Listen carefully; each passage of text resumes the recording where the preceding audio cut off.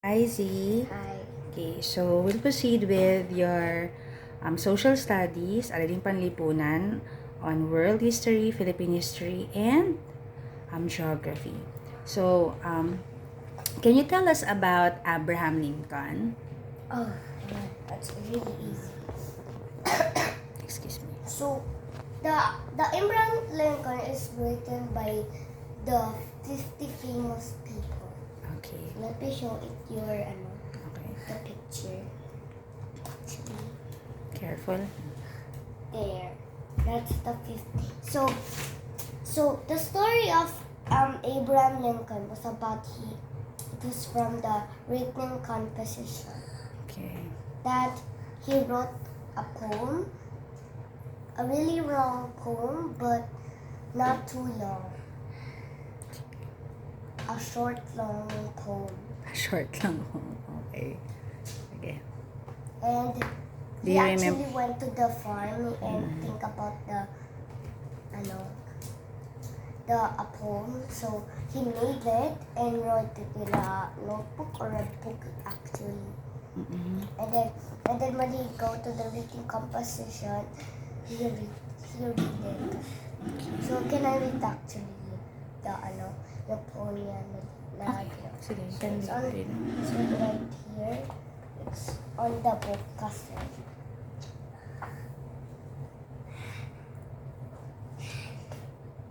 Okay. Is this? Oh, actually, this is it. This is alright. Mr. Finney had a turnip, and it grew, and it grew. It grew behind the barn, and the turnip did no harm. And it grew, till it grew no taller. Then Mr. Finney took it up and put it in the cellar.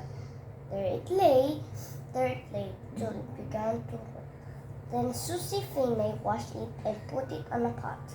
She boiled it and boiled it. As she was able, then Miss Finney took it and put it on the table. Mr. Finney and his wife sat down to sup, and they ate, they ate turn it up. What can you say about the poem written by Abraham Lincoln? I like it says it has 1, 2, 3, 4, 5. 1, 2, 3. 1, 2, 3, 4, 5 sentence. Stanzas. Okay, Stanzas. there are 5 stanzas. So the poem is all about, can you tell us it?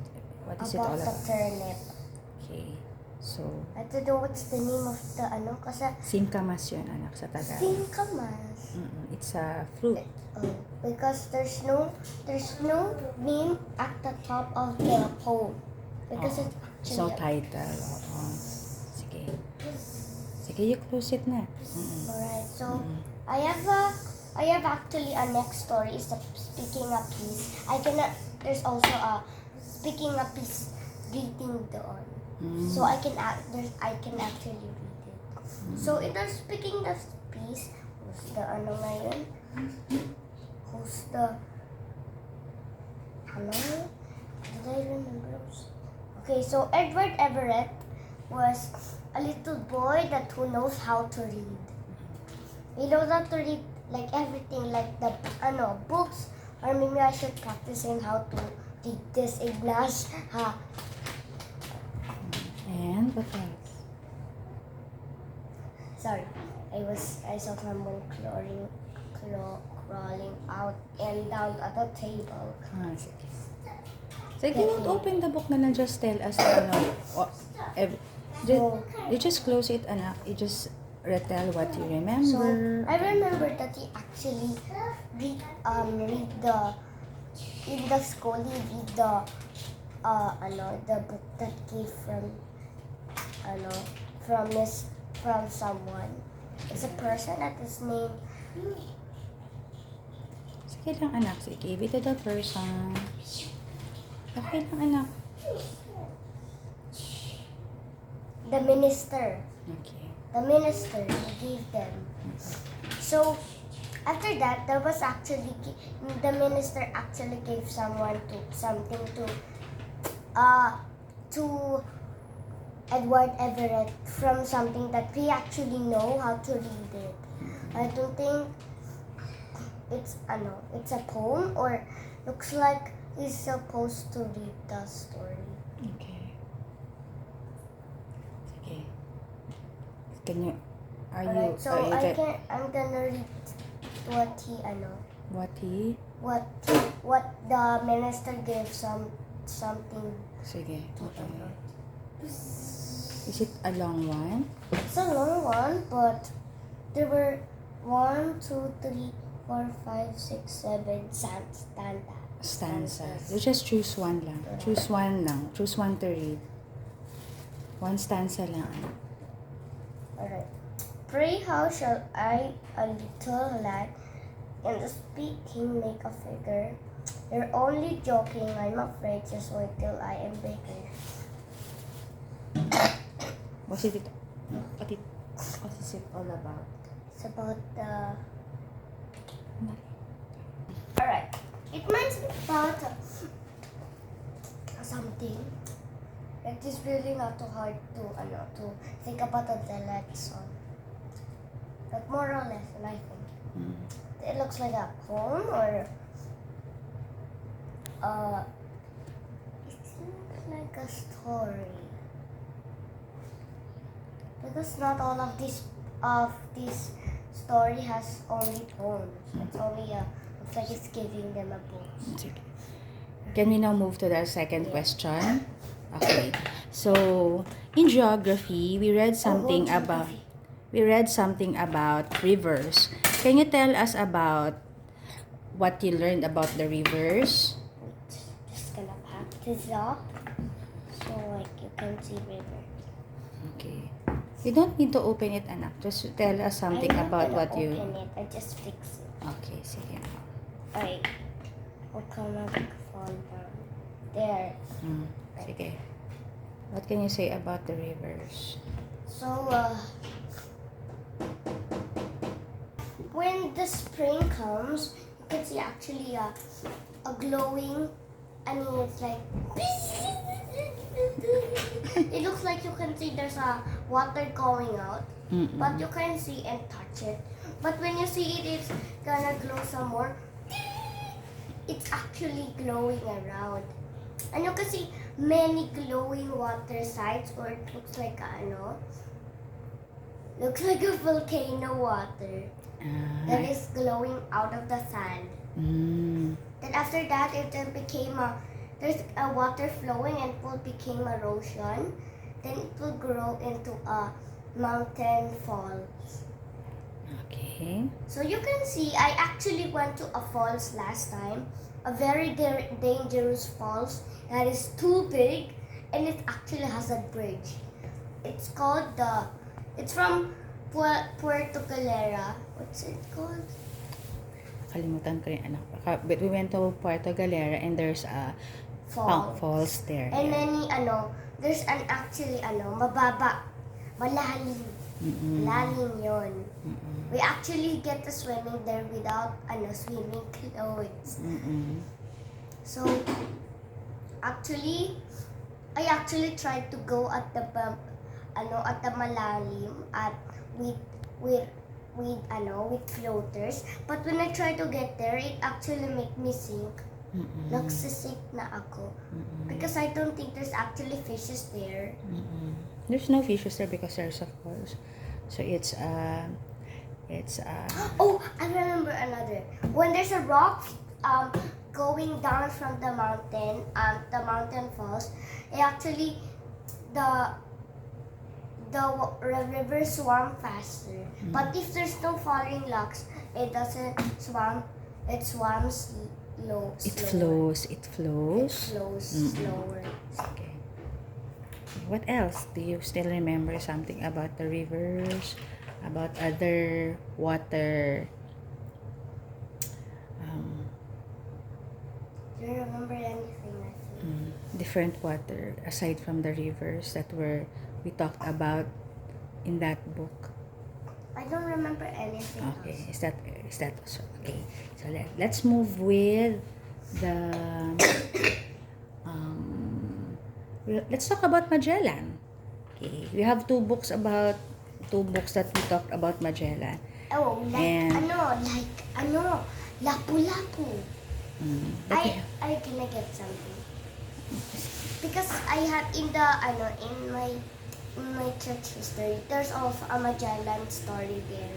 your church history. Can I show it? Oh, sige, you get it na lang. See here, that's the story of Okay, just show na lang. It says Christianity reaches the Philippines. So, did you know how did Magellan die? Oh, sige. You just close it, anak. Sige, Magellan was killed by Lapu-Lapu. you just retell what you remember. So, I remember that we have actually had a Dina book. It's called also from a story about Lapu-Lapu that he killed Magellan. How about the two books that we've read? Oh, we What do you actually- remember about, I remember there was a son for Yes, okay. then all the other people like doing sports. Doing They so. even go without working. No, without working. But they have the second call, or it looks like the third call. Sige lang. Okay. The call for if you're a son of a noble, you're called or you are expected to be 5 things. So you're expected of 5 things to do. So can you choose one or two to say something about what they are expected to do? I remember there was I think they were expecting to do a war. To serve in the war. Or Yes. it looks like they're gonna fight Lapu-Lapu. From it's not yet from the story. Not in the story. But they're Alright, expected to fight for the war for their country. Sige, what else? It's okay. So let me move now. Alright, so after that, there was Fernand want to explore. You drink water mo na. So I remember there's Fernand want actually to explore anything. But nagmamadali siya, so his dad wants to speak first to King Of? I remember. Just King. To the King. King of what country? I didn't remember because we actually read that last Magellan and Fernan is from what country? Noble? What country, anak? Oh, Bansa. Spain. Are they from Spain? Saan sila?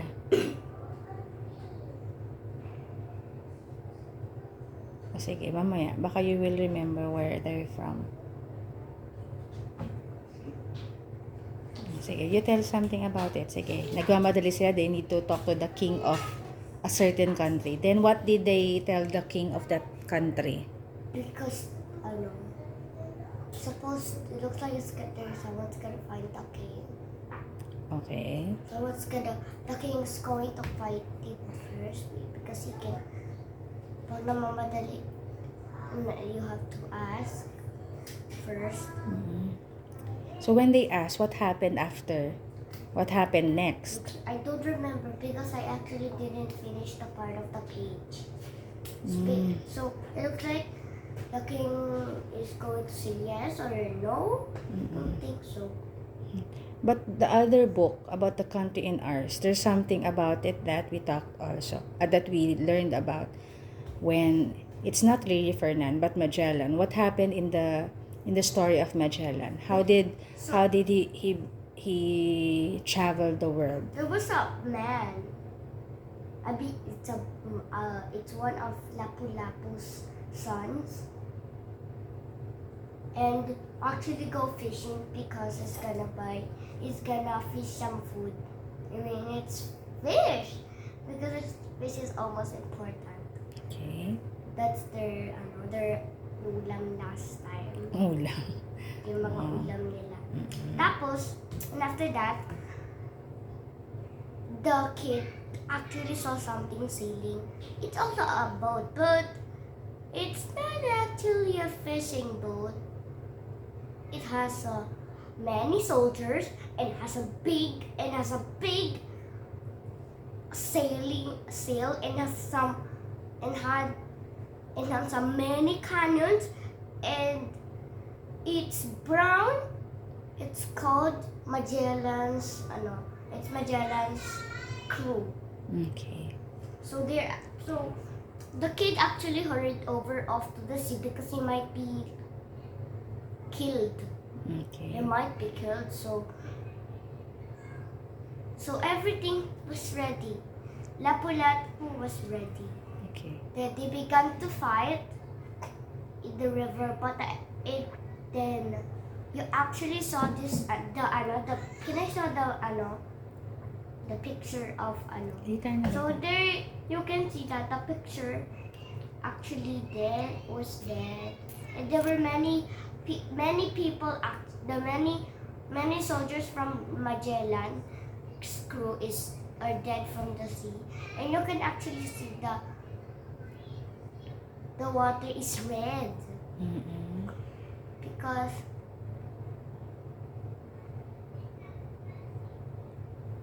Did it all started like that way?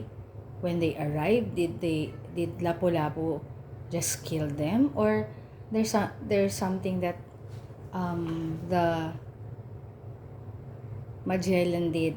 That's why Lapu-Lapu and his tribe got angry. When Magellan arrived, when Magellan did they want they really plan to fight the did they plan to fight the natives of the island? Did I they don't plan think about it? so, because they saw it, because they were holding swords. They think. So when they went down, the Lapu-Lapu and the tribe. Lapu-Lapu first actually asked them what are they doing there. They asked You can them. actually see it because there were many soldiers there. Because when you saw soldiers from a boat, that means you're in danger. Okay. It's in danger because there were strangers actually, but Magellan's not. Magellan's just Magellan is a soldier, right? And there's actually a story about Magellan. Yung isang story natin, yung a man that it actually looks like a native, and he was found by Magellan. Yes. And he was brought to the king of Spain. Yes. Oh, so you remember the country already? It was the king of Spain. Yeah. So they're not from Spain. They're from what's the country beside Spain? Portugal. Ayun, that's it. So they are from Portugal. But what had happened there? Do you remember the story when Magellan went to the king of Portugal? When he presented his plans, the king of Portugal did not supported him. That's why he went to what country? He went to the king of Portugal. No, he went to the king of Portugal, but his plans were not supported. The king of Portugal did not help him. He declined to help Magellan. Because what is the plan of Magellan? He wants to what? Pan? He wants to what? He wants to ride the boat and explore the world. So the king of Portugal did not wanted to help him. So he went to the king of that is where he thought of going to the king of Sinabi mo na kanina. Oh, yun. He went to the King of Spain. That's where he asked for help. And the King of Spain said yes to him and gave him how many boats? Do you remember how many boats did they give him? 3, No. 1. Sige. Hindi mo pala na, hindi mo pa nabasa. Hindi mo na maalala siguro. I remember there is actually 3 boats and they fired the another one. There are more boats, but only 3 boats survived during the travel to the Philippines. Ooh. Sige. So anyway, sige. Let's move forward. Sige. What can you still remember also what so what happened to Fernan? So it ended there. We haven't finished yet, right? How about in the other book? What can you remember about Magellan? What other book? Ay, yung Adana. Hindi, yun dyan. Di ba dalawa yung books na yan? Yung sa country. Wala na. Wala ka naman. Okay. How about, sige, next. Okay, I have here some maps. You look at the map and you try to tell a story that that you can remember about the countries that we learned this quarter. Here it is. Sige, we start with that. What? So I remember. That is the continent of. You move here. I cannot. It's Europe. Okay, so continent of Europe. Sige, what can you remember of the continent of Europe? Spain and Portugal. Oh, what else? It's France. Okay, what do you remember about France? Oh, Who are the people you can remember about France? it's about from Paris. Do you remember certain personalities or people that is from France? Magellan. Okay. It's from Paris. It's there. It's from national capital. Who else pa? It's only that because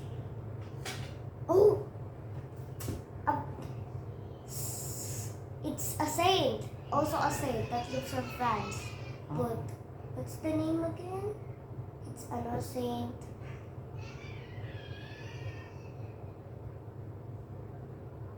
Sige, from history naman yung pag-uusapan natin. Sige, anong maalala mo pa? How about... sige. What And else? about Italy. Sige, what? So I actually know Rome, Naples. Oh, I know the king of Naples, Alonso. Sa Shakespeare yun. It's just a pretend name, anak. It's not... sige. I remember Milan. Then Sige, what may you say about Milan?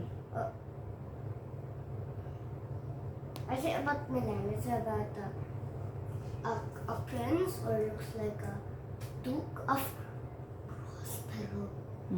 Prospero. It's duke of. Okay. Then I can actually Vinci. About Vinci. Oh, yun. Vinci. Who's from Vinci? Vinci. I remember it's up from, I think it's Genoa now. Because there's the option ng name ng Italy. It's from up.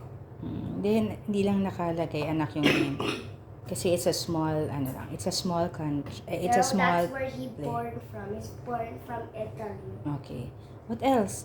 How about the story about the Greeks who helped the Persians? Can you remember? I actually need to use Need to use what? something.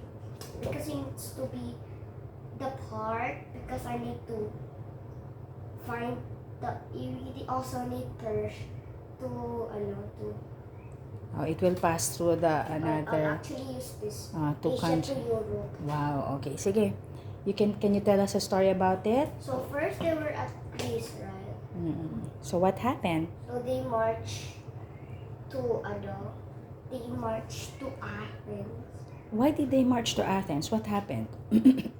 Can you remember what happened? I'll just tell their marching. Oh, sige. Then Okay. they marched the end of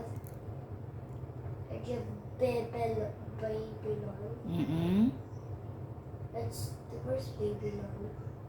I can not see it because it's too small for here. Okay, and then? From Arthur.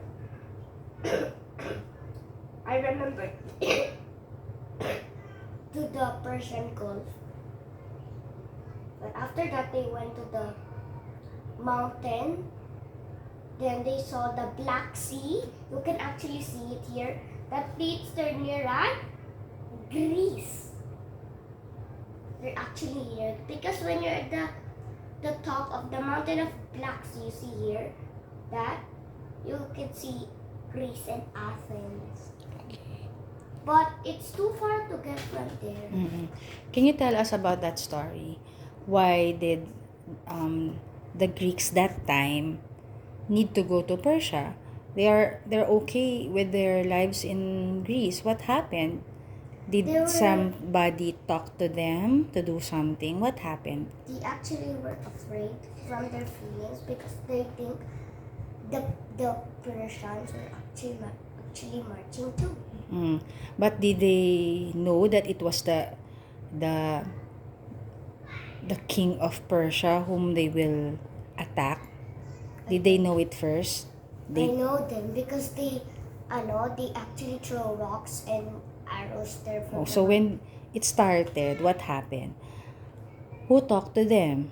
It's the king of Persia. No, the king of Persia is in Persia, but somebody from Persia went to Greece to ask for help. Who is that? Can you remember? Diba? The brother of the king of Persia went to Greece and asked help. What help did he ask? To go back. To go on a battle. Yeah. So what happened? So they said yes and they traveled that way. So ikwento mo ulit ano nga yung where did they march from Greece? They walked to Greece, Athens, Babylon, ano pa ba? Persian Gulf.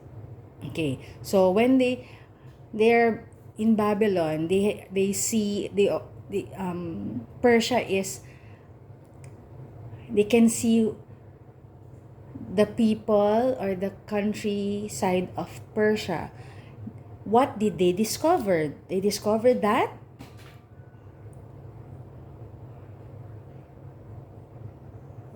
they will fight. Whom they will fight? It's not other people that they will fight. They will fight the king of Persia.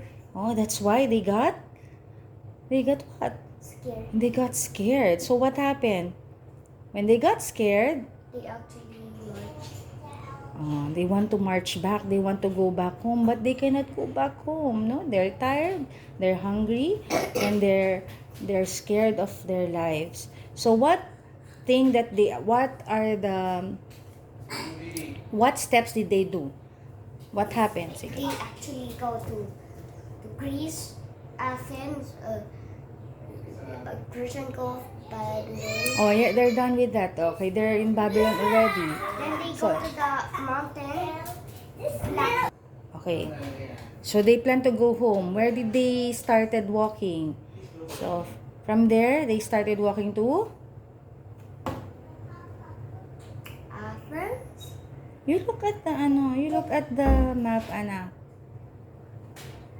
Sinabi ko na kasi Sinabi mo na kanina. Okay, thank you.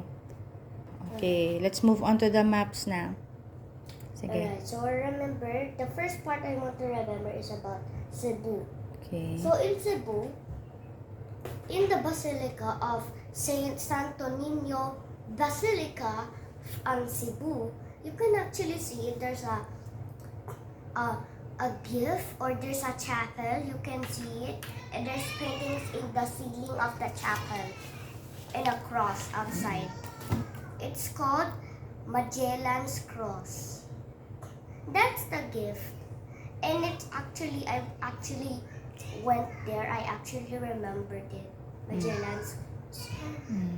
What else? Next, that's from Visayas. Okay.